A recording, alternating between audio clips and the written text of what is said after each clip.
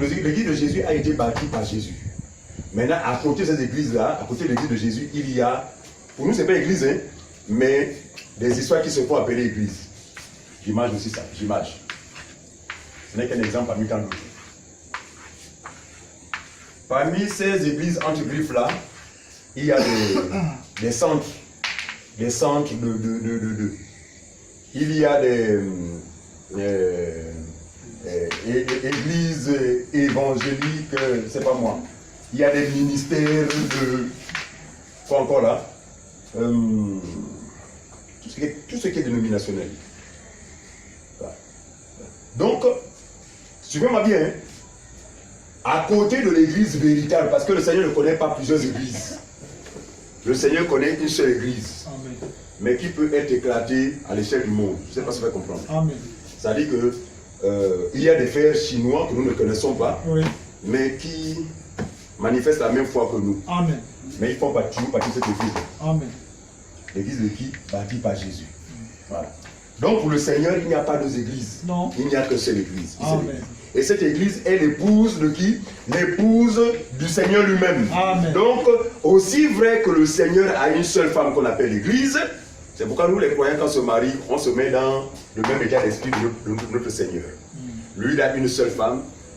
En tant que croyant, nous n'avons pas le droit d'avoir 2, 4, 5 femmes. Amen. En Côte d'Ivoire, il y a un prophète, un faux apôtre, qui est appelé l'apôtre polygame. On l'appelle l'apôtre polygame. Il en a 14. Ouais, il en a 14. Il dit c'est pas fini. Il dit que il ne voit pas en cela un péché parce que dans la Bible, il y en a qui ont eu, c'est le cas de Salomon qui a eu 500 épouses et 500 concubines. Donc il n'a pas encore fini. En fait, c'est quelqu'un qui est victime de la lettre. Parce que s'il avait la révélation de la parole, il allait comprendre que Salomon était le type de Christ. Les 500 concubines là, 5 et les 500 épouses, ça fait combien? 500 plus 500, ça fait combien? 1000. Un jour devant le Seigneur égale 1000 ans. Là, c'est un jour. Mais le sens profond, c'est que les 1000 partenaires de Salomon là symbolisaient une seule et unique femme. Suivez-moi bien, constituée des juifs et des non-juifs. Voilà la révélation. Vous comprenez ça? Non, c'est une seule femme, mais qui est composée des juifs qui croient en Jésus et des non-juifs qui croient en Jésus. Tous formons ce qu'on appelle l'église de Jésus. Amen. Ça peut comprendre. Amen. Voilà. Il va dire que la lettre tue, mais c'est l'esprit qui vivifie. Il y a beaucoup font ça. Oh, dans la Bible, c'est écrit, moi aussi. Il faut parfois chercher le sens de ce qui est écrit. Et ça, et c'est le sens qui fait vivre. Donc, il n'en est rien. Regardez. Ici, vous allez voir que, voilà, prenons Ésaïe chapitre 4, pour mieux comprendre ce que je suis en train de faire ici, là. Ésaïe chapitre 4, verset 1. Ésaïe chapitre 4, verset 1. Le thème tout à l'heure. Ésaïe chapitre 4, verset 1. Voilà, le thème c'est ce qui distingue, l'église véritable et les fausses églises. Voilà. On va qualifier ça comme ça. Bon, ce ne sont pas des églises même, quoi. Je ne sais pas comment qualifier ça. Ce qui distingue l'église véritable de quoi? L'église apostate. Non, parce que l'église c'est sacré. Et des dénominations. Voilà. Et des dénominations appelées églises. Voilà. Donc ce qui distingue l'église véritable, les dénominations appelées églises. Voilà, c'est mieux. Il faut me laisser ça comme ça. Voilà. Ésaïe chapitre 4, verset 1. Le verset 1. Et 7 femmes saisiront en ce jour un seul mari et diront. Attends d'abord là, on va aller tout doucement. Suivez, hein. On dit, et 7 femmes saisiront en ce jour-là un seul mari. Et ce mari, suivez-moi bien, c'est Jésus. Oui. Mais nous savons que selon la révélation, Jésus, d'Adam est sorti une seule femme. Amen. De même aussi de Jésus est sortie une seule femme qu'on appelle l'Église. Donc Jésus a combien de femmes? Une seule femme. Amen. Je comprends ça. Amen. Mais le prophète dit ici là que en ce jour-là, 7, pas une seule femme, 7 femmes chercheront à se saisir d'un seul mari. Or le mari là est conscient que moi, je n'ai qu'une seule femme. Donc la pensée ne vient pas du mari, mais ce sont ces femmes-là qui veulent, qui se réclament de ce mari-là, qui est pourtant déjà consigné. Le mari là a déjà sa femme. Mais ici, là, les femmes-là, chercheront à saisir ce monsieur-là. Regardez, pendant ce temps, Jésus, qui est propriétaire de sa femme, nourrit cette dernière régulièrement de quoi? De sa parole. Jésus, qui est propriétaire de cette femme, revêt, n'est-ce pas, habille sa femme de ses vêtements. Donc, la femme qui est celle de Jésus, donc l'Église, dépend entièrement de son mari. Quelle est notre situation, notre relation vis-à-vis du Seigneur? Nous dépendons, parce que nous sommes sa femme, nous dépendons à 100% de notre mari. Alléluia. Si quelqu'un a un besoin, demandons à notre mari. Très bien, nous on est dépendants. Mais c'est le mari qui a la responsabilité de prendre soin de nous. Amen. Est-ce que vous comprenez ça? Alléluia. Voilà. Donc, ne peut être soumis à son mari que la femme légitime. Mais suivez, ce monsieur est naturel. Hein? On entend parler des deuxième bureau, quatrième bureau, cinquième bureau. Les bandits, les autres bandits le savent. On a la femme légitime, hein? Mais on ne se contente pas seulement de faire du bien, mais on a, il faut, parce que c'est ah, moi, mon loyer coûte 250, l'autre là-bas, ah, moi, c'est, Donc, ce qui fait que parfois, il meurt avant le temps parce que c'est une pression terrible. Pourquoi? Parce que ils ne comprennent pas que l'homme n'a pas été appelé à avoir 2, 3, 4 femmes. C'est pourquoi, selon le Seigneur, quand on se marie, en réalité, l'homme ou la femme a le droit d'aller vers un autre homme ou de se marier à un autre homme qu'en cas de quoi? En cas de décès de l'un des conjoints. C'est vrai ça. Il n'y a que la mort qui est censée séparer un couple selon le Seigneur. Amen. Donc, aussi longtemps que madame vit, aussi longtemps que monsieur vit, oui, le conjoint ou la conjointe n'a pas le droit d'aspirer à aller dehors. Amen. Mais elle est libre de ce lien qu'après la mort de son mari, ou vice-versa. Alléluia. C'est pas ce qu'on comprend. Amen. L'Église ne prêchera jamais la polygamie, bien le divorce. Non. Et ce qui est malheureusement rapporté, c'est que l'Église au Gabon, le taux de divorce est beaucoup élevé dans les églises. En fait, ce que les gens ne savent pas, c'est qu'il ne s'agit pas des églises. Jésus, il s'agit des histoires. Voilà. C'est là-bas où on se marie sur la base de Dieu m'a dit. Mais un mariage qui est bâti sur le Dieu m'a dit, comment voulez-vous quitter? Ou parfois c'est une soeur, prophétesse, c'est m'a montré, dit que vraiment ça c'est vraiment ton mari. Pendant ce temps, toi-même tu n'éprouves rien même pour la personne. Mais comme vous faites confiance à cette dame-là qui est prophétesse, oui, voilà dans un lien, et puis à un moment, tout ne retrouve pas. Voilà les divorces.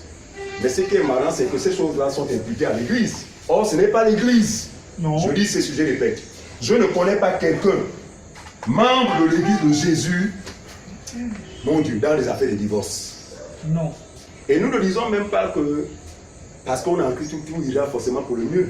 Mais regardez, même quand tout ira mal, la femme ayant la parole de Dieu en elle, oui, le mari ayant été engendré par la même parole, oui, ils chercheront à arranger que de se séparer. Alléluia. Pourquoi? Parce que celui qui osera le tort va se retrouver justement réglé par l'autorité suprême, parce que et l'homme et la femme sont régulés par l'autorité suprême. Amen. Et cette autorité, c'est quoi? C'est la parole de Dieu. Alléluia. Dans nos coutumes, on dit que c'est pas bien qu'un homme aille demander pardon à sa femme. C'est pour ça, non? Sinon, il se rabaisse. Non, t'es qu'un homme, tu ne peux pas demander pardon à la femme. Dans le Seigneur, l'amour que tu as pour ta femme ne peut pas t'empêcher d'aller vers lui. Ah chérie, je me suis trompé, pardonne-moi. Est-ce que vous voyez ça? Vice versa, madame. Même si madame était orgueilleuse, comment? Mais comme elle a la semence de Dieu en elle, oui, parce que souvent, lorsqu'on est sur l'effet de la colère, on réalise pas, on ne reconnaît pas tout son tort. Mais quand on va dormir un moment, l'esprit dit, mais écoute, c'est toi qui as tort. Va vers monsieur. Oh, monsieur, vraiment, excuse-moi. Mais comme lui t'aime, il prendra ça du bon côté. Oui, tu as raison. Mais bien aimé. C'est pourquoi je dis souvent que le mariage, ce n'est pas pour les parents, pour les enfants. Non. Et quand je parle d'enfants, ce n'est pas par rapport à l'âge. On a besoin d'une certaine maturité. Alléluia, alléluia. Parce que le chemin, il est long. Le chemin, il est long. Parce qu'on a vu des couples qui vont jusqu'à 100 ans. On a vu personne ne parle. Aucun des congés ne s'en va, même on a vous tenu. Mais vous devez refléter quoi? La réalité qui est à l'origine de votre salut. C'est le mariage de Christ avec son épouse, Oui. qui justifie la relation, image que nous entretenons avec nos épouses, le mariage. Amen. C'est pourquoi l'homme quittera son père et sa mère, s'attachera à sa femme et les deux deviendront ses chairs. Ce n'est pas un passage qu'il faut coller n'importe comment. Il faut comprendre qu'il s'agit de Jésus qui a quitté, qui est venu vers nous et qui s'est attaché à nous et qui est devenu avec nous une seule chair. La Bible dit ça. La Bible dit qu'en Christ Jésus, nous sommes devenus une même plante avec lui. Amen. Nous sommes en lui, lui il est en nous. Nous Amen. devenons un. Amen. C'est pas vrai. Donc, celui qui a accompli ce mystère, je ne vois pas l'esprit qui va l'amener à entretenir ou avoir un projet de divorcer avec sa femme. Il y a un problème, c'est que tu ne comprends pas encore les choses de Dieu. Ce n'est qu'une parenthèse. Donc, voyez-vous, donc ce monsieur-là appelé Jésus est convoité par une multitude de femmes. La suite. Et 7 femmes saisiront en ce jour un seul homme. Un seul homme. Et diront, Et dis donc. nous mangerons notre pain Oui, et nous nous vêtirons de nos habits. vous comprenez ça? Elles disent quoi? Elles disent que, ah, monsieur, nous, sans te mentir, hein, nous, on sait que tu appartiens déjà à quelqu'un. Mais nous, on veut se comporter comme vraiment des femmes mariées. Pour cela, suivez-moi bien, on ne t'exige pas de nous faire la popote tous les mois. N'est qu'un exemple. On ne t'exige pas de nous acheter les habits. On ne t'exige pas de nous acheter la nourriture. Parce que les femmes, elles disent ça. Hein. Elles disent que. Elles disent quoi? Elles disent quoi? Nous mangerons de notre pain. Nous-mêmes, ne t'inquiète pas. Tu ne nous feras jamais la popote. Nous-mêmes, on va faire notre propre popote. Et nous nous vêtirons de nos habits. Ne t'inquiète pas que, oh non, il faut vous acheter les robes, machin. Nous, on sait que tu ne pourras pas. Tu gagnes peu. Mais la seule chose que nous te demandons, Fais-nous seulement porter ton nom. Enlève-nous notre opprobre. vous comprenez ça? On s'arrête là. La seule chose que nous te demandons, fais-nous seulement porter ton nom. Regardez. C'est quoi les habits que les gens la refusent? C'est le Saint-Esprit. Alléluia. Ici, il n'y a pas de Saint-Esprit. Même si vous voyez les gens qui disent, ah, C'est pas possible. il n'y a pas de Saint-Esprit. Merci Seigneur. Ils disent hein, que nous ne voulons pas de tes habits. Parce que eux, déjà, ils ont déjà leur habit, ils ont déjà leur esprit. Parce qu'il n'y a que deux esprits. Ils ont l'esprit du monde, l'esprit de l'erreur. Or, ici, on a le Saint-Esprit. Il dit, non, nous n'avons pas besoin de tes habits. Nous n'avons même pas besoin de ton pain. Oui, monsieur. Et le pain, c'est quoi? Le pain, c'est la parole. Alléluia. On n'a pas besoin de ta doctrine. Non. La seule chose dont nous avons besoin de toi, c'est quoi? Porter Le ton nom. nom. C'est ce qui justifie aujourd'hui, suivez-moi bien. Merci Seigneur. Et qui justifie que tous ceux qui sont ici, oh, nous c'est Jésus, nous c'est Jésus. Que moi de Jéhovah, Jésus. Branham, oh Jésus. Qui s'allie les oh Jésus. Est-ce que vous voulez ça? Ou encore là, il y a des alliances. Jésus. Lui-même, il met Jésus de côté. Bref. Tout ça là, c'est-à-dire que tout ce qui est dénomination, centre, ministère de. Voilà. Tout ça là, ils ont fait tous, ils ont tous associé ce débat, c'est quoi? Seulement faire nous porter ton nom. Merci Seigneur. Or, l'église de Jésus, suis-moi bien. Non seulement nous portons son nom, parce qu'il nous a donné son nom, il dit je leur ai donné ton nom. Deuxièmement, parce que vous savez que la femme ne peut porter que le nom de son mari. Alléluia. Nous, on porte son nom de façon légitime, parce que nous sommes son épouse légale. Alléluia. Mais regardez, c'est lui qui nous donne chaque jour le pain quotidien. Amen. Donne-nous notre pain quotidien. Donc la parole vivante et permanente qui anime le croyant. Amen. C'est pas celle-là qui reçoit ça. Et ils ont dit que nous, on n'a pas besoin de ça. Nous, on a déjà notre propre pain. Donc nous avons nos propres doctrines, nos propres enseignements. On n'a pas besoin ni de ton nom, ni de ta parole, ni de ton esprit. Mais ce que nous voulons seulement faire nous porter ton nom. Est-ce que vous faites comprendre? C'est juste. À nous, il nous a revêtus de son esprit. On a revêtu Christ, donc voilà, on a les vêtements de Christ. Est-ce que vous comprenez ça? Regardez, je suis en train de nous aider à comprendre ce qui nous distingue de ces gens-là qu'on appelle église, mais qui ne le sont pas.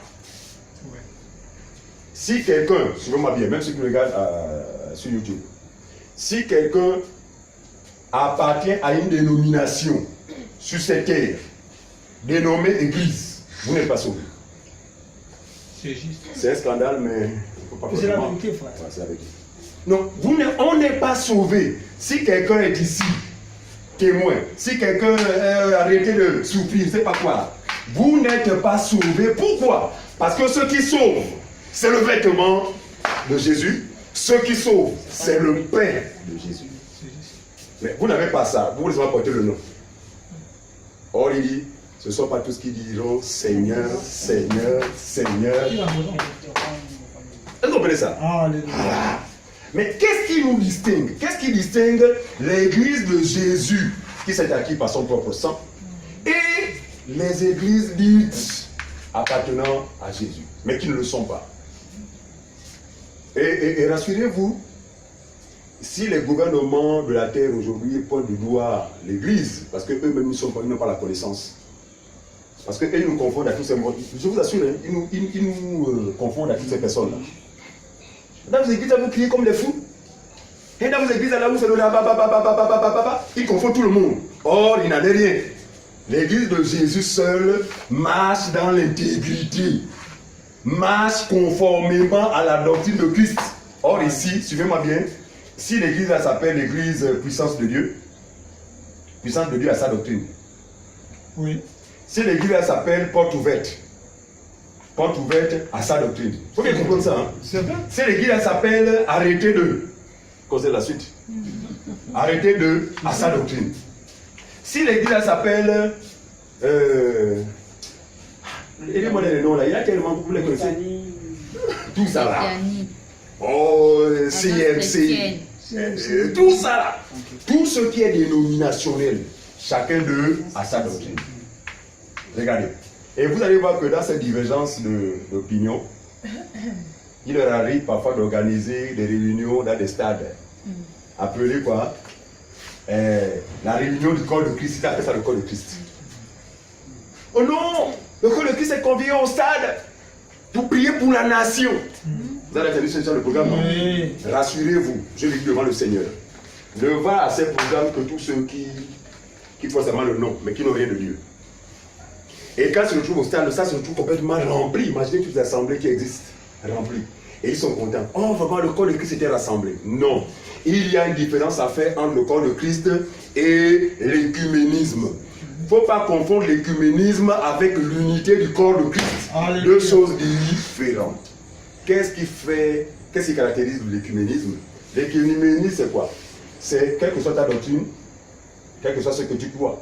Mais si tu dis, tu reconnais quand même que Jésus, si tu mentionnes au moins Jésus, tu es convié à venir au stade pour, on prie main dans la main pour demander, pour prier pour la nation.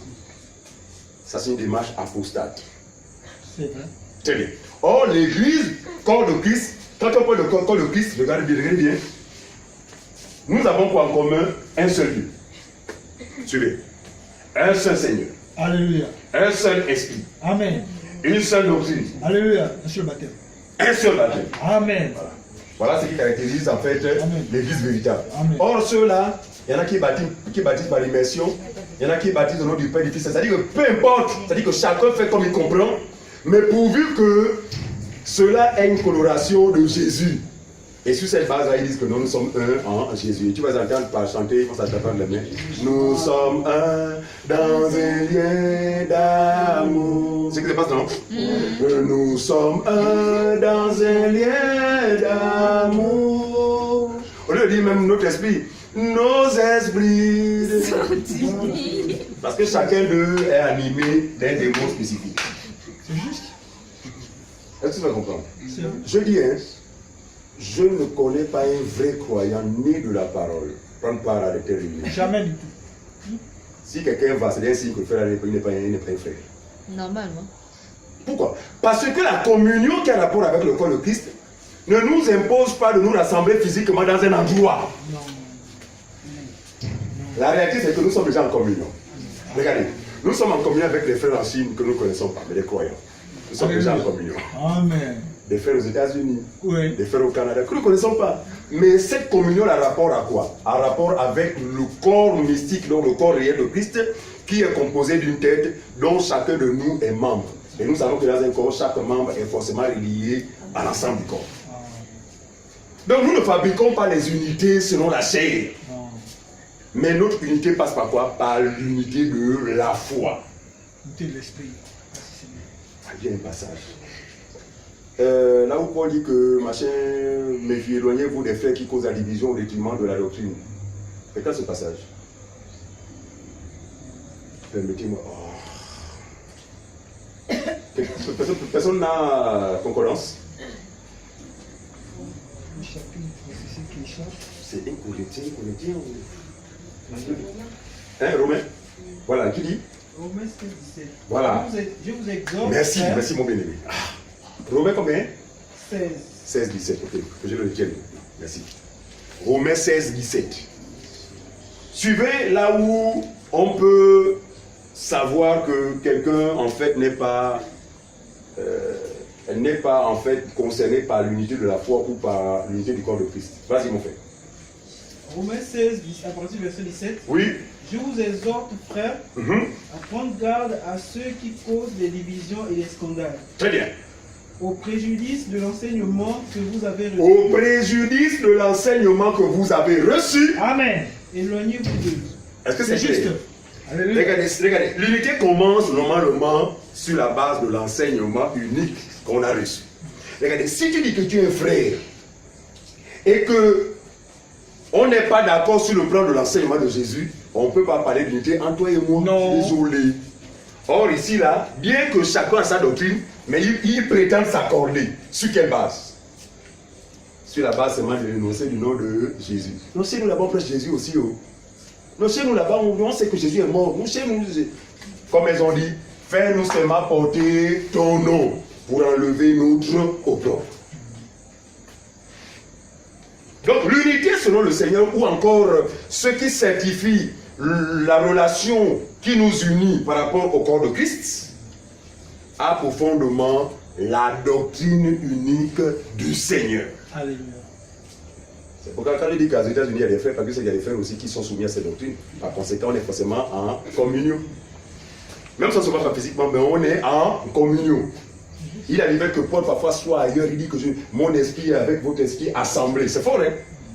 Il est dans une autre ville, il écrit une lettre aux frères de Corinthe, il dit que mon esprit, hein, lorsque le scandale justement avait eu lieu à l'église de Corinthe, 1 Corinthiens chapitre 5, il dira que mon esprit avec votre esprit assemblé, n'est-ce pas? Nous tombons d'accord qu'un tel frère soit. Donc ça veut dire que ce n'est pas la distance géographique qui nous désunit de cette relation-là. C'est pas ce qu'on comprend. Donc où que nous soyons, pourvu que nous demeurions dans la doctrine, nous restons complètement unis. C'est une unité qu'on n'a pas forcément besoin de prouver physiquement. Ce qui fait que même dans notre temps de prière, chacun pour sa part, nous prions pour des gens que nous ne connaissons pas. Mais quel est notre intérêt? Parce que nous reconnaissons que ce sont des frères aussi qui ont eu par là la même expérience que nous. Par conséquent, nous répondons au principe qui est celui de portez-vous les fardeaux les uns les autres. Priez les uns les autres. Amen. Amen. Alors, regardez, qu'est-ce qui nous distingue de ces personnes-là? Regardez, vous allez poser la question à toutes ces personnes-là. Êtes-vous sauvés? Maman, vous avez entendu les témoignages.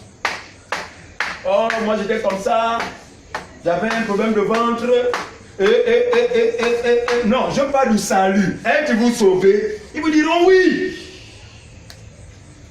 Qu'est-ce qui prouve que vous êtes sauvés? Ah, je me souviens, j'avais accepté le Seigneur en telle année. C'est souvent ça, non? Mais qu'est-ce qui prouve que tu avais accepté le Seigneur? Il va te ramener dans Romains chapitre 10, verset 9. Si tu confesses de ta bouche le Seigneur Jésus, et si tu crois dans ton cœur que Jésus qui a ressuscité les morts, alors tu seras sauvé. Suivez-moi bien. Si c'est ainsi qu'on parvient au salut, bien aimé, depuis longtemps, je vais entreprendre une démarche de faire le tour de toute ma famille. Parce qu'aucun membre de ma famille ne croit pas que Jésus est ressuscité des morts. Aucun membre de ma famille ne croit pas que peut être incapable de confesser Jésus de sa bouche. J'allais effectuer un voyage spécial pour faire le tour de tous les membres de ma famille parce que vous savez dans mon cœur ce qui se passe. Je soupire après le salut.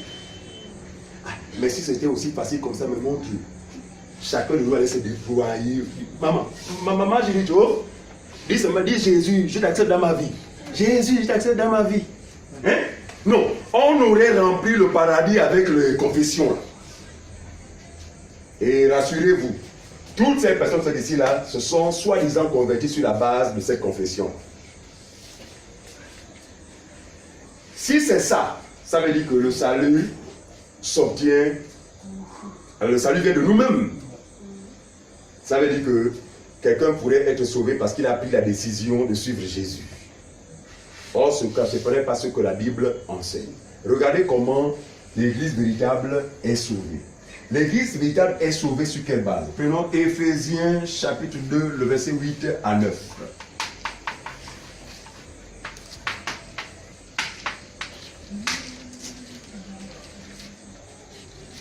Éphésiens 2, 8 à 9. Éphésiens 2, 8, 9. Car c'est par la grâce que vous êtes sauvés, par le moyen de la foi. Et cela ne vient pas de vous, c'est le don de Dieu. On s'arrête là. Donc, quand on parle de salut, suivez-moi bien, il n'y a pas de salut sans l'intervention de Dieu. Il n'y a pas de salut sans le don de Dieu. Or, ici, ils vont vous dire que non, j'ai été sauvé parce que j'avais invité le Seigneur dans ma vie. Vous avez déjà parlé comme ça, non? Moi, j'ai invité le Seigneur dans ma vie en 1900. J'ai dit, Seigneur, viens dans ma vie. Invité. Jésus est venu vers nous par amour et non par contrainte. En fait, c'est l'amour qu'il a eu pour nous qui l'a poussé à venir vers nous.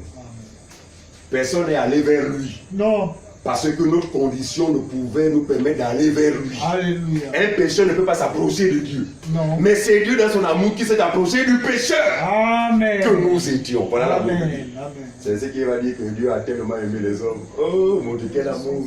Quel amour, quel amour. Quel intérêt Dieu avait de s'approcher d'un pécheur comme moi.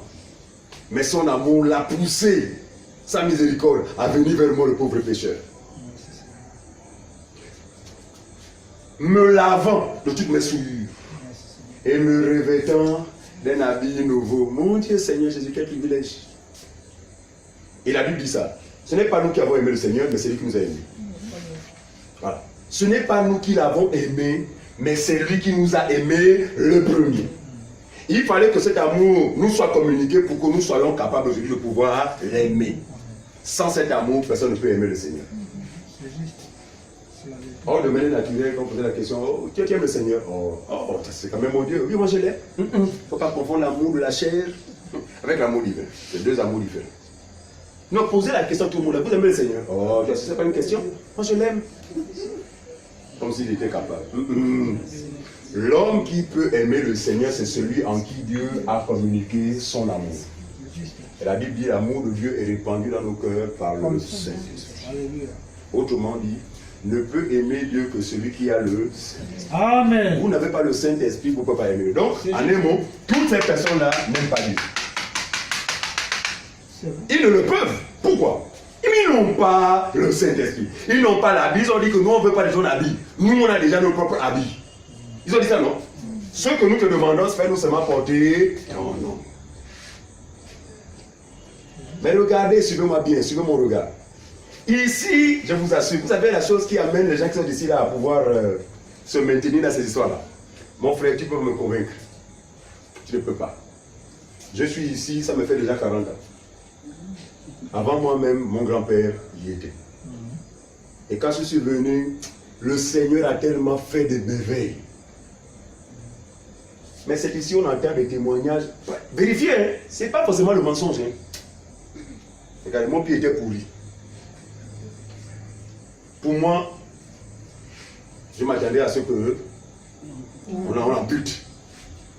Mais maman pasteur ou papa pasteur m'a imposé les mains. Il m'a versé de l'huile. Il m'a donné un travail de 4 jours. Mais après ce travail, me voilà. Je dis que là, ce n'est pas Dieu. Regardez, quand ces choses-là se passent, lui-même, le prince des ténèbres, vous savez ce qu'il se fait? Ce qu'il fait ici, la pendant ce temps, il se frotte les mains. Parce que là, il sait que, même s'il y a ça, vous n'avez pas l'habit de Jésus, vous n'avez pas le pain. Donc, c'est une satisfaction pour un petit temps, avant d'être jeté en enfer. Tu vas comprendre. Donc lui, il est conscient, c'est qu'ici, là, les femmes là ont refusé, dit qu'ils n'ont pas besoin de son pain, ils n'ont pas besoin de son vêtement. Mais néanmoins, ils expérimentent des choses, des miracles. Faut le dire. Regardez, ici, vous allez voir des gens qui au départ étaient des voleurs, mais grâce à leur appartenance à ces religions-là, je vous assure, ils deviennent des personnes correctes. Non, je ne mens pas. Mais moi-même, j'ai été dans ces milieux-là. Mais ces milieux m'ont beaucoup changé. Parce que vous savez que le milieu influence naturellement l'homme. Voilà. Regardez, vous fréquentez un voleur bien menteur, au bout d'un temps, vous n'allez plus vous reconnaître. Mais si vous vous attachez à un menteur, vous êtes toujours ensemble, vous marchez ensemble, à un moment, vous allez vous trouver être influencé. En fait, c'est l'influence là, parce qu'effectivement, dans ces milieux-là, suivez-moi bien, ce qu'on enseigne, c'est quoi? On enseigne le salut non par la foi, mais par les œuvres. Donc, la piété extérieure est visible auprès des membres de cette histoire-là. Ah, ça, ils ne boivent plus le vin, ils ne fument plus, ils ne forniquent plus, ils ne commettent plus adultère. Pourquoi? Parce qu'on leur a dit que votre salut dépendra de votre manière de vivre. Enfin, moi que j'invente, c'est ce qui a enseigné, non? C'est fortement. C'est bien. Et donc, comme chacun est soucié de son salut, mon ami, chacun met le paquet dans la piété extérieure. En effet, au point de se contenter, au point où tu vas demander à quelqu'un, ah mon frère, dis-moi un peu, si tu me relues, tu vas être sauvé. Ce n'est pas une question. Regarde ce matin même comment je vis. Dans sa tête, son salut est proportionnel à quoi? À la vie qu'il mène, la vie correcte qu'il mène. Or, suivez-moi bien, même sans être église, quand on va chez les musulmans, quand on va chez les bouddhistes, quand on va chez les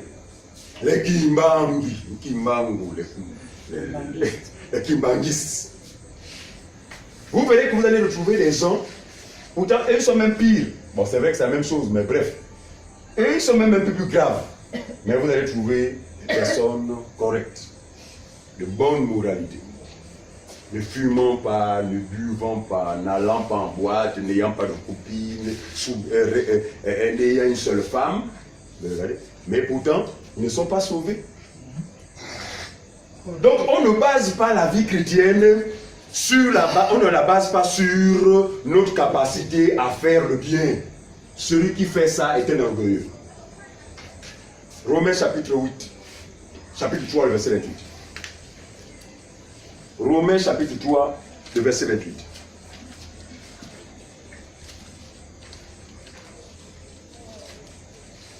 Quelqu'un va lire. Romains 3, 28.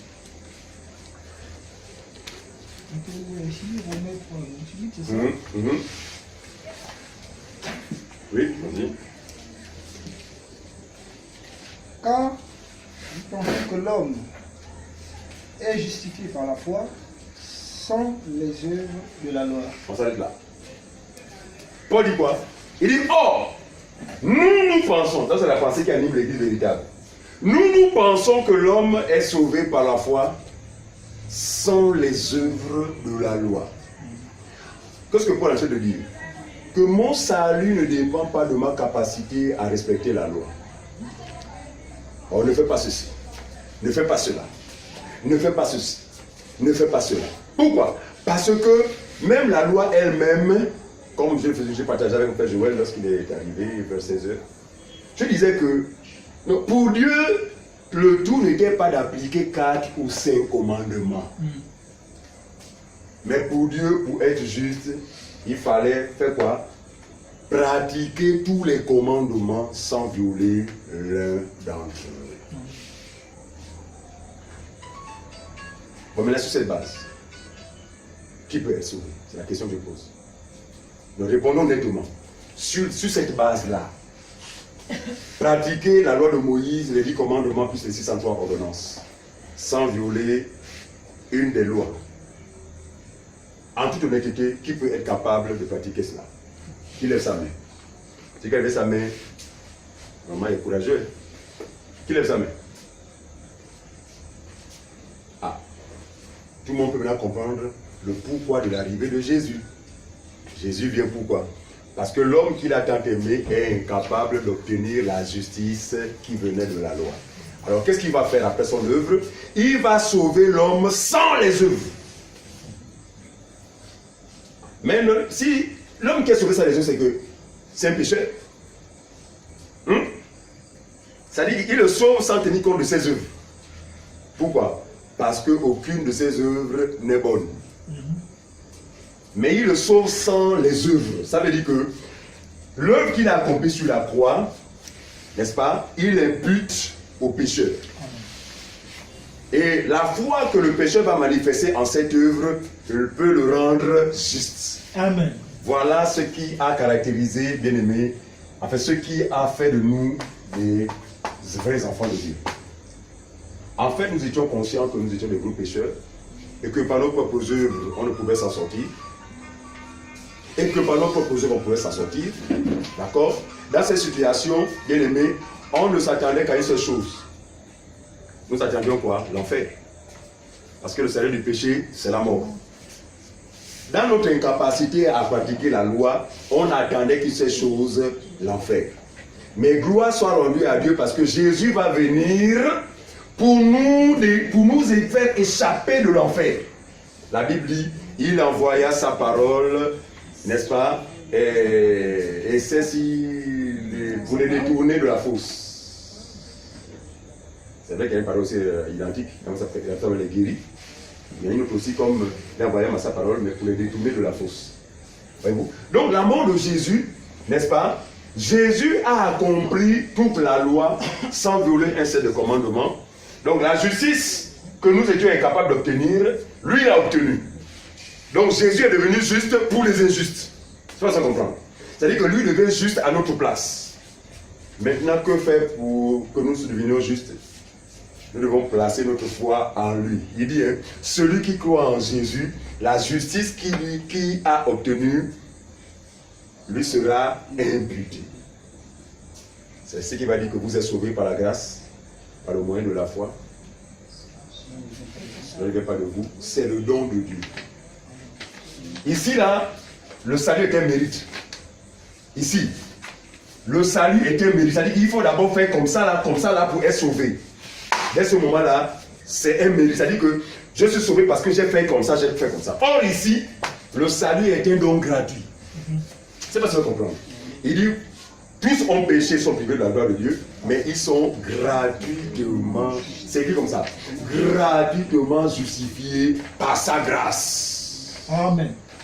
Mais regardez, comment avons-nous fait pour obtenir sa grâce? Actes chapitre 20, le verset 24. Comment avons-nous fait pour obtenir cette grâce? Actes chapitre 20, verset 24. Mm-hmm. Mais je ne fais pour moi-même aucun cas de ma vie, comme si elle m'était précieuse, pourvu que j'accomplisse ma course avec joie et le ministère que j'ai reçu du Seigneur. Prends à partir du verset 21. 20. Voilà. Vous savez que je n'ai rien caché de ce qui vous a été utile et que je n'ai pas craint de vous prêcher et de vous enseigner publiquement et dans les maisons. Vous comprenez ce que Paul dit? Je n'ai pas craint de vous prêcher publiquement et de vous enseigner publiquement et dans les maisons. Ensuite. En annonçant aux Juifs et aux Grecs la repentance envers Dieu. Annonçant aux Juifs et aux non-Juifs la repentance envers Dieu. Et la foi en notre Seigneur. Et la foi en notre Seigneur Jésus. Regardez. L'évangile que les apôtres ont prêché, c'est quoi? C'est la repentance envers Dieu. C'est-à-dire que les Juifs et les non-Juifs devaient se repentir vis-à-vis de Dieu. De ce que, et les Juifs et les non-Juifs, tous étions égarés. Chacun suivait sa propre voie. chacun adorait autre chose. Donc, notre repentance devait consister à quoi? À renoncer à nos croyances pour croire désormais en lui. C'est ça la repentance. Est-ce que vous comprenez ça? La repentance consiste à renoncer à nos croyances antérieures pour placer sa confiance en Jésus. Amen. Et d'ailleurs, c'est ce qui a caractérisé le baptême de Jean-Baptiste lorsqu'il vient vers les Juifs. Il dit que le baptême de Jean-Baptiste a été donné, a été prescrit pour amener les Juifs à se détourner, à renoncer à la loi pour croire en Jésus. C'était ça le but du message de Jean-Baptiste. Renoncer à la loi pour croire en Jésus. En cela, le Juif qui croyait en Jésus s'était repenti. Donc il aurait renoncé à la loi pour placer sa confiance en Jésus.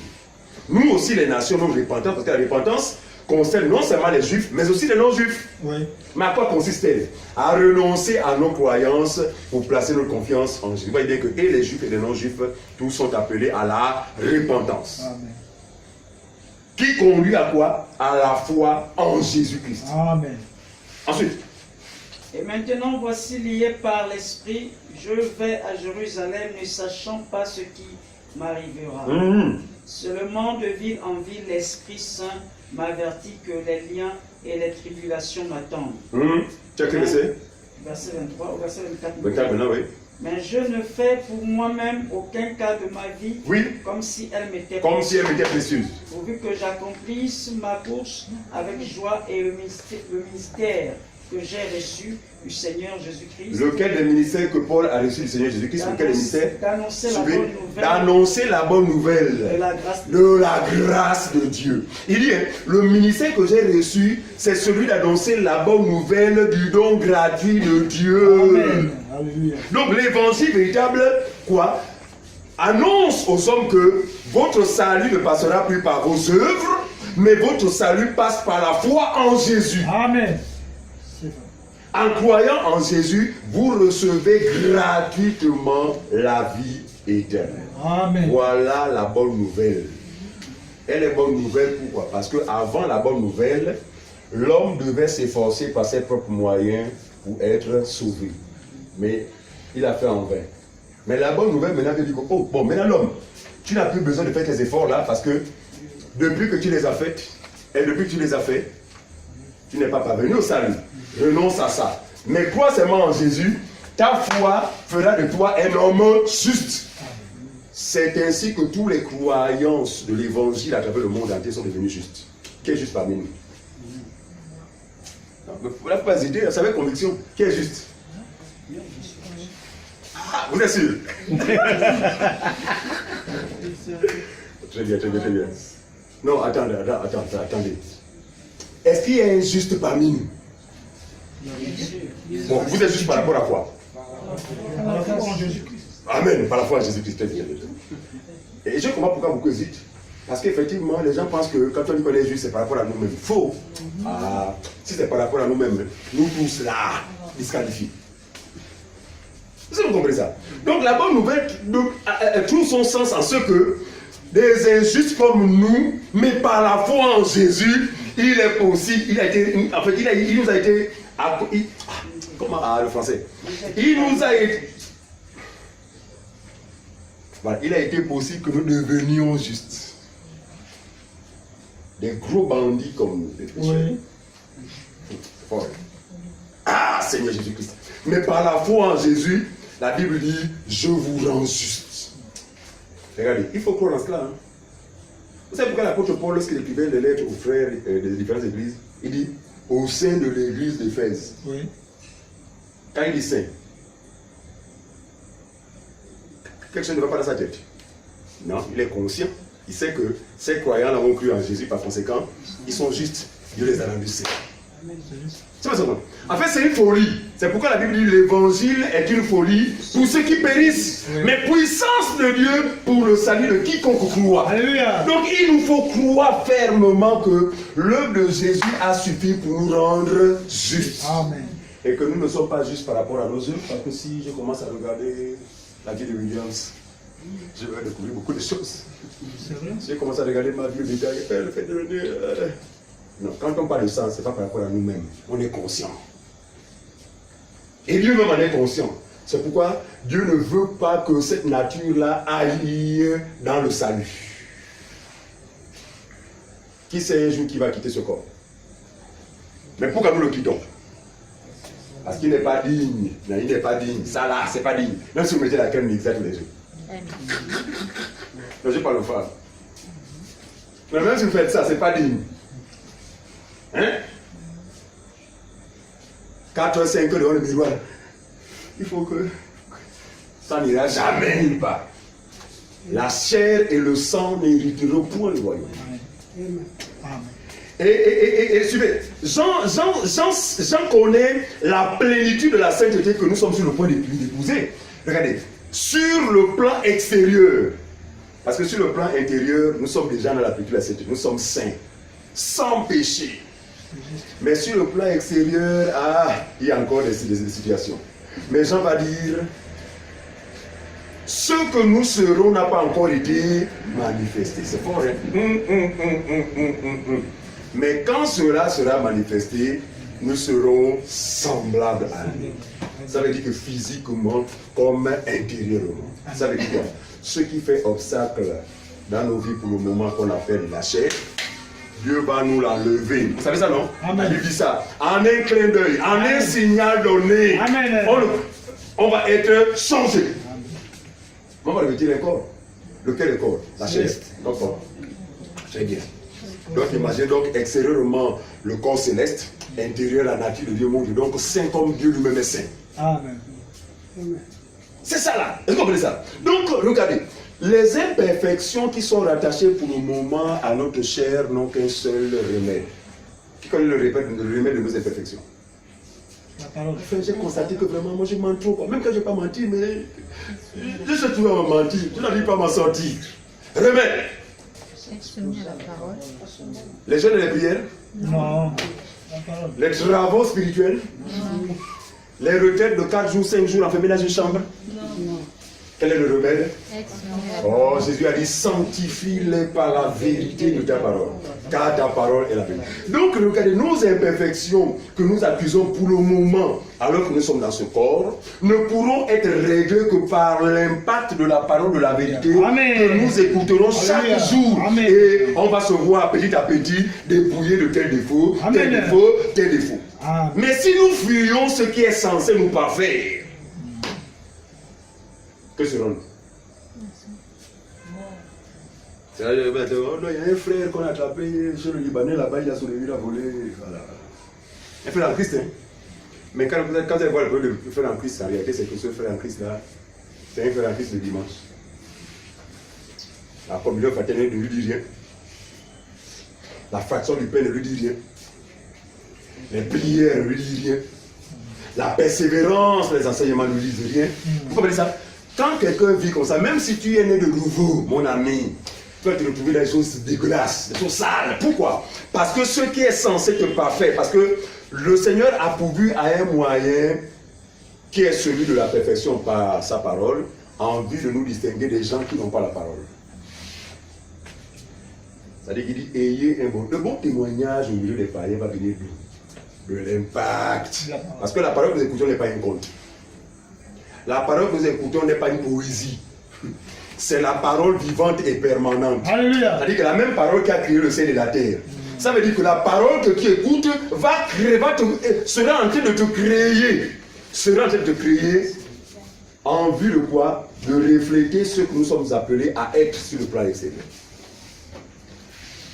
Donc, l'expérience de toutes ces personnes-là que vous appelez là, bien aimés, c'est une expérience erronée. C'est ceux à qui le Seigneur dira un jour, prenons Matthieu chapitre 27, le verset 21, plutôt Matthieu chapitre 7, le verset 21.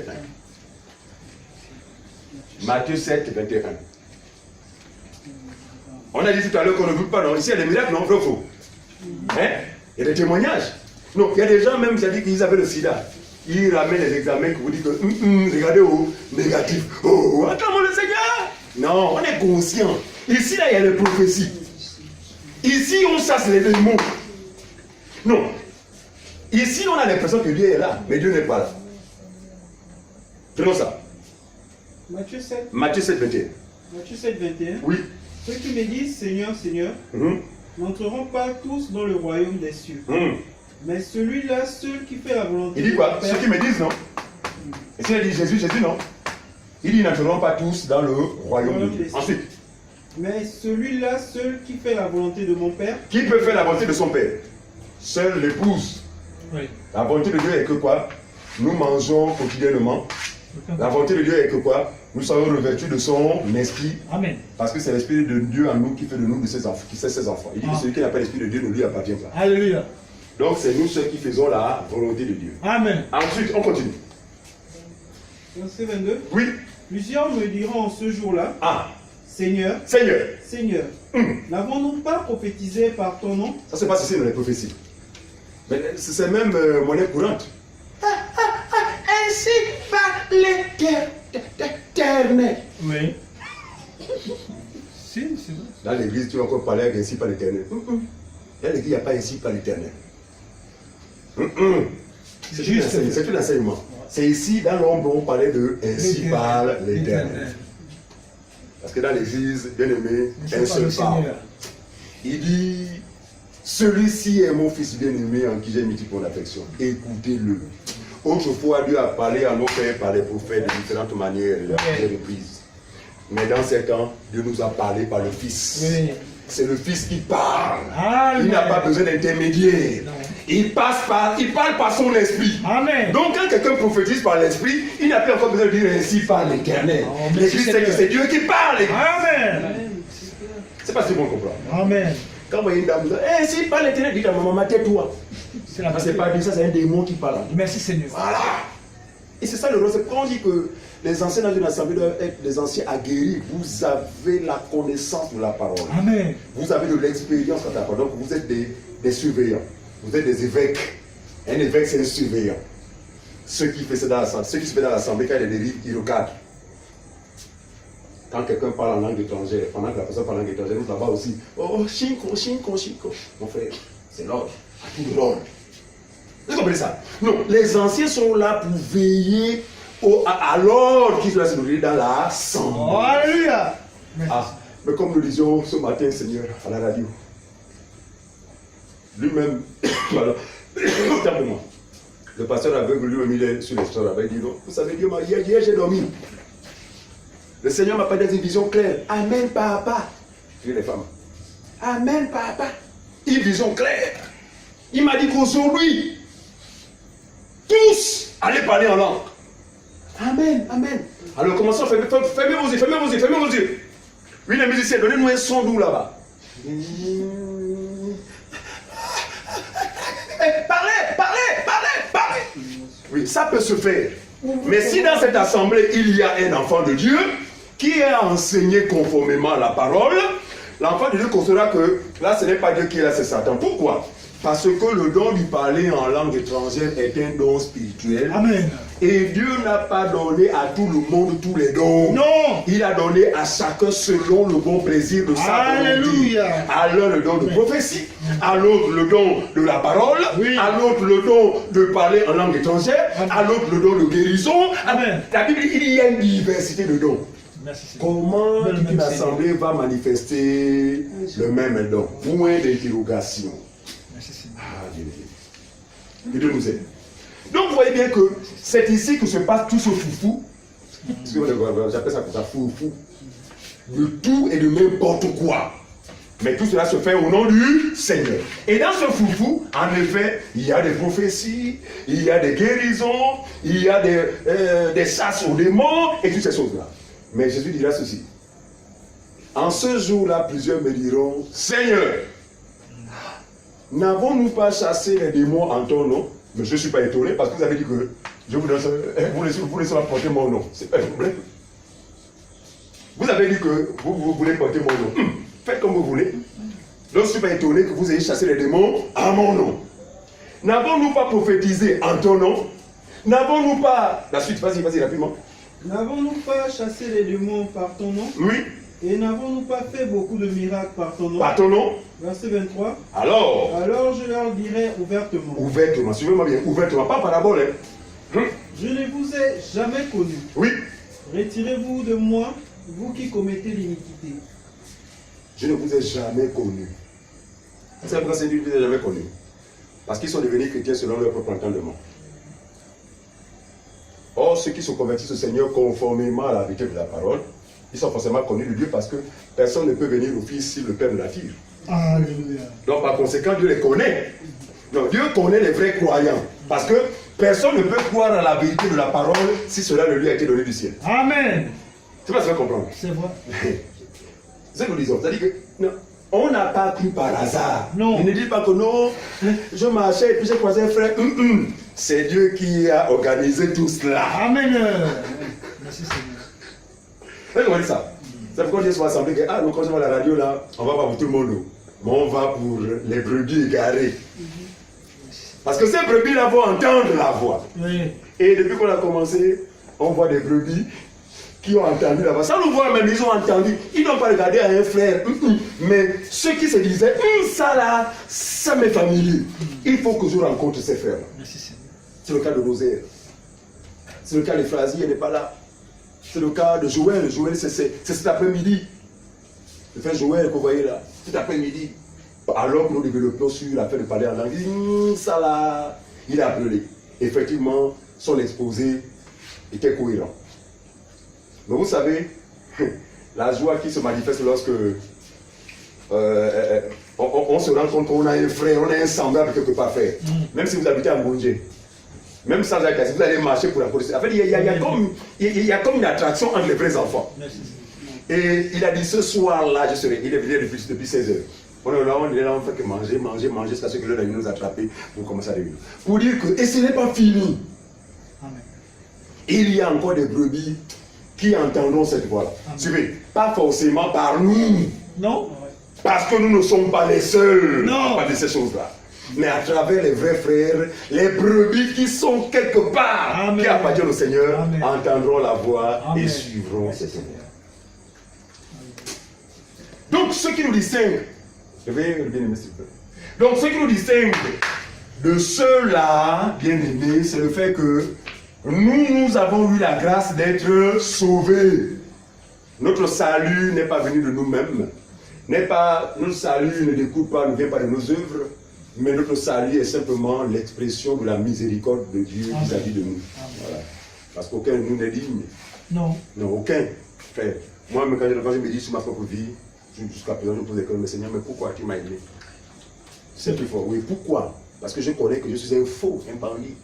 Et j'ai été un... Non, pardon, laisse. Tellement de choses, chacun son histoire. Et Dieu va le faire là. Oh, le Seigneur, mon ami, allez derrière là-bas, hein, t'es dangereux. Mais la grâce me fut accordée. Et je ne suis pas le premier dangereux, Paul était dangereux aussi. C'est vrai. Mauvais éléments. Et puis ce qui est tiré avec Dieu, c'est qu'il n'aime que les mauvais éléments. Ça, c'est ça. Alléluia. Dieu n'aime que les gros bandits. C'est vrai. Et il va dire que mais le médecin ne vient pas pour sauver, pour guérir ceux qui sont en bonne santé. Vous comprenez ça? C'est pourquoi tous les orgueilleux qui disent que oh, moi j'ai pas besoin de Jésus, mais vous vivez dans votre péché. Lui, il est venu pour le péché. Tu as dit que tu n'es pas un pécheur. Donc, reste comme ça. Alors, nous, on a reconnu que, oui, Seigneur, là, vraiment, il n'y a pas de débat. Alors, donc, regardez. Donc, la différence pour ceux qui distinguent les sauvés, donc qui appartiennent à la vie de Jésus, et ceux qui se disent enfants de Dieu et qui ne le sont pas, c'est qu'une seule chose, ceux-ci se sont convertis, soi-disant, au Seigneur selon leur propre entendement. Oui. Selon leur propre doctrine, Oui. selon leur propre conception. Oui. Or, ici, par la grâce de Dieu, c'est l'évangile qui nous a révélé le moyen d'être sauvés. Romains chapitre 1, le verset 16-17. On va bientôt terminer. Romains 1, 16-17. C'est l'évangile qui nous a révélé le moyen d'être sauvés. Et nous avons cru en ce moyen. Par conséquent, en croyant du cœur à cet évangile, le salut nous a été accordé gratuitement. Romains 1, 17, on peut lire? Oui. Romains 1, 16 à 17. Car je n'ai point honte de l'évangile. Oui. C'est une puissance de Dieu pour le salut de quiconque croit. C'est écrit comme ça. Il dit quoi? Je n'ai pas honte de l'évangile. Car l'évangile est une puissance de Dieu. Oui. Mais pour qui? Pas pour tout le monde. Pas pour tout le monde.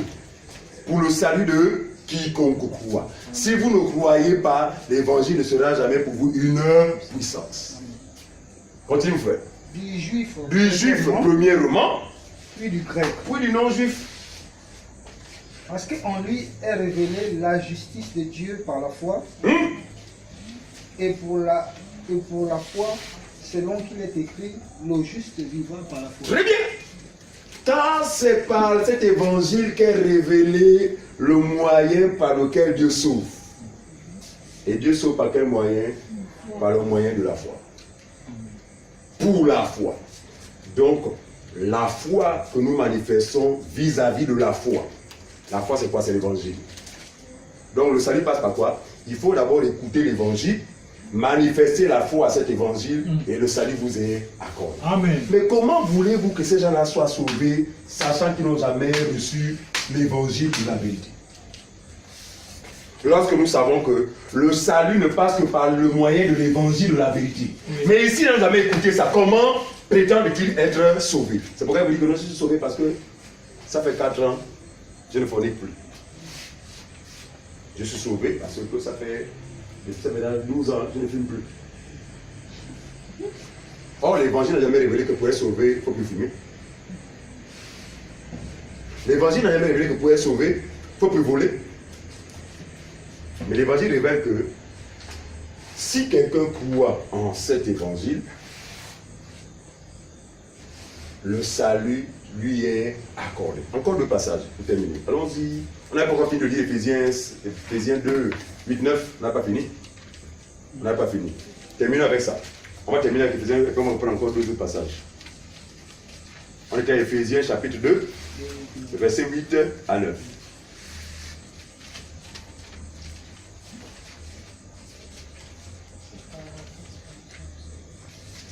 Donc je vais lire par les 8. Il dit, car, voilà, c'est par la foi, par la grâce que vous êtes sauvés, par le moyen de la foi, et cela ne vient pas de vous, c'est le don de Dieu. C'est ça? Ce n'est point par les œuvres. C'est ce qui est écrit. Donc ce n'est pas parce que ça fait 12 ans que tu ne filmes plus que tu es sauvé. Il dit, ce n'est point par les œuvres, afin que personne ne se glorifie. 10. Car nous sommes, bon, allons-y à Tite chapitre 3. Titre. Non, avant Tite, prenons 2 Timothée 1. Et 2 Timothée 1. 2 Timothée 1, verset 8 à 10. 2 Timothée 1, 8 à 10. 2 Timothée 1, 8 à 10. Oui. N'aie donc point honte du témoignage à rendre à notre Seigneur. Très bien. Ni de moi son prisonnier, Oui. mais souffre avec moi pour l'évangile. Très bien. Par la puissance de Dieu qui nous a sauvés et nous a adressé une sainte vocation, Une sainte vocation. non à cause de nos œuvres. C'est écrit comme ça. Il nous a adressé une sainte convocation. C'est-à-dire que, c'est pour dire qu'on n'est pas sauvé par hasard. En fait, le Seigneur nous a appelés. Regarde, le salut est un appel spécifique. Tant que Dieu ne t'a pas appelé, tu ne peux jamais venir vers lui.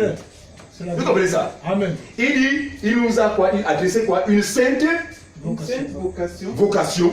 Ah, okay. Non à cause de nos œuvres. Non à cause de nos œuvres. C'est ce qui est écrit? Oui. Mais selon son propre dessein. Merci Seigneur. On voit le don gratuit. Non à cause de nos œuvres, mais selon son propre dessein. C'est-à-dire que dans son dessein, il avait prévu de nous sauver. Amen. Et il a dit que je connais mes brebis et personne ne les ravira de mes mains. Amen. C'est qui dit non? Aucune des brebis du Seigneur ne va se perdre. Oh, je crois ça. Il dit, je te rends grâce de ce que je n'ai perdu aucune des brebis que tu m'as données. Amen. Donc le Père envoie avec Jésus des brebis. Et Jésus a l'obligation de les recevoir. Amen. On continue, mon Père. Bien-aimé. Oula, oula. Selon son propre dessein. Selon son propre dessein. Et selon la grâce qui a été donnée en Jésus-Christ avant le temps éternel. Vous voyez bien que cela rapporte toujours avec la grâce. Ok, on y va. 10, oui, on n'a pas fini. 10. Et qui a été manifesté maintenant par l'apparition de notre Seigneur Jésus-Christ. Merci Seigneur. Qui a détruit la mort et a mis en évidence la vie et l'immortalité par l'évangile. Alléluia. Amen. Qui a mis en évidence la vie, l'immortalité par l'évangile. Notre passage, Tite chapitre 3, le verset 3 à 8. Tite chapitre 1, verset 3. Non, Tite chapitre 3, Le verset 3. Tite, c'est un seul chapitre. Ah oui, hein? Oui. Tite. Tite. Tite, chapitre 3. Voilà, Tite, chapitre 3. Oui, oui. Ok. Le verset 3 à 8. Verset 3 à 8, Ah. il est écrit. Mhm. Car nous aussi, nous étions autrefois insensés, Insensé, désobéissants, désobéissant, aguerrés à servir à toute espèce de convoitise. ici, ça dit de qui fait allusion à qui? À nous tous, non? Oui. Oui, c'est ce qu'on a été par le passé. Ensuite, Et des voluptés, et de volupté. vivant dans la méchanceté Oui, c'est nous, oh, vivant dans la méchanceté. Vas-y, frère. et dans l'envie, Oui, dignes d'être haïs, oui. et nous haïssant les uns et les autres. Très bien. Continue. Mais lorsque la bonté de Dieu, Suivez. notre Sauveur, Mais lorsque la bonté de Dieu, notre Sauveur, et son amour et son amour pour les hommes pour les hommes, ont été manifestés, oui, il nous a sauvés, non à cause de nos œuvres oh mon Dieu. de justice que nous aurions faites, mais selon sa miséricorde, Merci Seigneur. par le baptême de la régénération, On peut même s'arrêter là. Est-ce que tout le monde a compris ce qui était dit? Lorsque cet amour a été manifesté, Dieu a décidé de nous sauver, non par nos œuvres, mais par quoi? Mais par quoi? Non, à cause de nos œuvres. Selon sa miséricorde. Donc, regardez, aucun de nous ne mérite le salut. Par contre, c'est la miséricorde de Dieu qui a fait en sorte que nous soyons sauvés. Parce qu'aucun de nous n'était digne. Ça, je le répète. Et moi, je ne connais cela. Que je suis sauvé aujourd'hui, ce n'est pas parce que j'étais digne. non, Mais je suis sauvé parce que Dieu m'a vraiment aimé. Voilà. En fait, c'est l'amour de Dieu en fait, qui fait notre force. Voilà. Et une telle connaissance ne peut nous donner qu'à nous abandonner vraiment à ce Seigneur. Mais mon Dieu, sans lequel je ne sais pas ce que nous serons devenus. Un autre passage. Actes chapitre 15, verset 7 à 11. La grande conférence à Jérusalem. Et il y a des frères juifs qui avaient cru au Seigneur Jésus, mais qui n'avaient pas encore bien compris les choses, parce qu'ils insistaient à ce que les frères non juifs qui avaient cru au Seigneur se fassent circoncis, sinon leur salut pour eux n'était pas avéré en fait. Actes chapitre 15. Oui. Acte chapitre 15, verset 7 à 8. 7 à 11. Verset 7 à 11, il est Oui. écrit, Mhm. une grande discussion s'est engagée. À Jérusalem. Pierre se leva et leur dit, Et leur dit, hommes frères, oh mon frère, vous savez que dès longtemps Dieu a fait un choix parmi vous, très bien. afin que par ma bouche les païens entendent la parole de l'évangile. Il appelle aux frères, aux apôtres. Hein? Et après, il dit que vous savez que parmi nous les juifs, Dieu a fait un choix. Oui. C'est moi, me choisir. Pour m'envoyer vers qui? Vers les Païens. païens, vers nous. Ensuite, Les païens entendissent la parole de l'évangile. afin que nous les païens nous attendions, nous ayons entendu la parole de l'évangile. Ensuite, Qu'ils crusent. et que nous ayons cru. Et Dieu qui connaît les cœurs Ah, et Dieu qui connaît les cœurs, leur a rendu témoignage oui, en leur donnant le Saint-Esprit, vous comprenez ça? Dieu qui connaît les cœurs a rendu témoignage en leur accordant aux nations le Saint-Esprit, comme il avait fait aux Juifs le jour de la Pentecôte. Continue mon frère. comme à nous. Comme à nous les Juifs. Donc les païens ont reçu le Saint-Esprit comme nous les Juifs. Donc vous voyez bien que là, Dieu ne fait exception de personne. Or, avant ça, Dieu ne s'occupait que des Juifs. Mais par Jésus, Dieu a pensé et aux Juifs et aux non-Juifs. On y va. Il n'a fait aucune différence entre nous et eux, Ah, ayant purifié leur cœur par la foi. merci, suivez-moi bien. Il n'a fait aucune différence entre eux, ayant purifié leur cœur par la foi. Ça veut dire quoi? La foi que les païens ont manifestée à l'égard de l'évangile les a rendus purs. Amen. Est-ce que vous comprenez ça? Non, on a été purifié par la foi. On n'a pas été purifié en allant se laver au Jourdain, en Israël. On n'a pas été rendu pur en se versant de l'eau bénite. Non, non, non. Mais on a été rendu pur par la foi à l'évangile. Ah, Seigneur. Continuons. Verset 10. Oui. Maintenant donc, pourquoi tentez-vous Dieu Pourquoi tentez-vous Dieu? en étant sur le cou des disciples un joug que ni nos pères, Ni nos pères, ni ni nous. nous n'avons pu porter. Mais c'est par la grâce du Seigneur Merci, Jésus Seigneur. que nous croyons être sauvés Amen. de la même manière que. On s'arrête là. Est-ce que vous comprenez ça? Regardez. Vous connaissez l'histoire de ceux qui ont la conférence de Jérusalem, non? Il y a des frères juifs qui avaient cru à l'évangile. Vous savez que Dieu avait ordonné à Abraham d'abord de se circoncire. C'était un signe d'appartenance à Dieu. Et plus tard, la loi, justement, l'a demandé. Donc tous les juifs, n'est-ce pas? C'est le 8e jour, c'est ça? Le Au 8e 8e jour, voilà, tout mâle devait être circoncis. C'était le signe de quoi? D'appartenance à Dieu. Maintenant, regardez, ces juifs-là qui connaissaient la loi du signe d'appartenance, par l'évangile, ils ont cru au Seigneur Jésus. Et lorsqu'ils apprirent qu'il y a des gens dans les nations aussi qui ont cru à l'évangile, ils ont protesté contre les apôtres en disant que non, ce n'est pas possible. Comment se fait-il que vous voulez les traiter au même pied d'égalité que nous, alors que nous, en plus, le fait qu'on ait cru, mais on est circoncis? Donc, ils imposaient la circoncision aux non-juifs, alors qu'ils avaient cru. Ils étaient déjà sauvés, mais pour les frères juifs, ils disaient que non, ça ne suffit pas, il faut confirmer ça par la circoncision. Et les apôtres leur disaient ceci, mais attendez, pourquoi voulez-vous faire porter à ces gens-là un joug, donc le joug de la loi, que ni nos pères, ni nous-mêmes n'avons pu supporter? Parce que leurs pères, tous ont transgressé la loi, eux-mêmes les apôtres, à leur époque, ont transgressé lorsqu'ils étaient sous la loi. Mais comment si les gens n'ont échoué, comment vous voulez faire porter ça à des pauvres gens à qui la loi n'a jamais même été donnée? Nous pensons que nous sommes sauvés non pas par nos circoncisions, mais par la grâce de Dieu, comme eux. Donc ça suffit.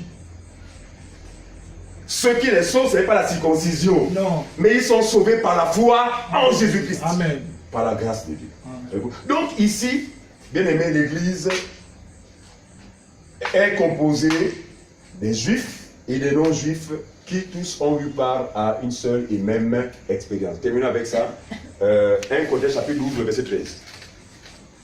1 Corinthiens chapitre 12, verset 13, justement pour signifier justement l'expérience commune qui a été le partage justement des juifs et des non-juifs à cause de la mort de Jésus sur la croix. 1 Corinthiens 12, le verset 13. Nous avons tous, en effet, été baptisés dans un seul esprit, Quand il parle de tout ça, il fait allusion à qui? croyants. Les croyants. Donc juif et grec, non, mélangé, non? Oui. Voilà. Parce qu'on dit celui qui croira sera sauvé. Ça veut dire que même si le juif ne croit pas, il ne sera pas sauvé. C'est vrai. Voilà. Donc nous avons tous été baptisés quoi? Dans un seul esprit, Dans un seul esprit, ce qu'on a dit, pour former un seul corps. pour former un seul corps. Vous comprenez ça, non? Il n'y a plus de distinction entre les juifs. Si le juif a cru, moi j'ai cru, nous devenons des frères et des sœurs en Christ. Est-ce que c'est clair pour tout le monde? Très bien. Vas-y. Soit juif, Soit juif, soit grec, soit grec, soit esclave, soit esclave, soit libre. soit libre. Je vais m'ajouter. Soit femme, soit homme. C'est ça, non? Soit riche, soit pauvre. Pour dire que Dieu ne fait exception de personne. Mais en tout lieu, quiconque va croire en lui, n'est-ce pas, peut être sauvé. Amen. Tu as fini? Juste le verset 13 seulement. Oui, c'est le verset 13. Voilà.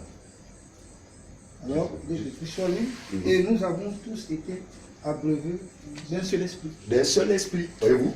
Donc l'esprit qui anime les frères et les soeurs qui sont ici là, c'est un seul esprit. Or ici là, chacun est animé d'un esprit particulier. L'autre là-bas c'est le Mindiri, l'autre là-bas c'est le Bilombo, l'autre là-bas c'est le... Hein? Chacun. Mais ils disent que non, non, c'est le corps de Christ. Le corps de Christ, c'est par rapport à la doctrine de Christ, par rapport au même esprit, par rapport au même Seigneur, par rapport au même Dieu. Voilà ce qui justifie l'unité entre les croyants. Que Dieu bénisse sa parole et qu'il nous donne d'y demeurer. Amen. Amen.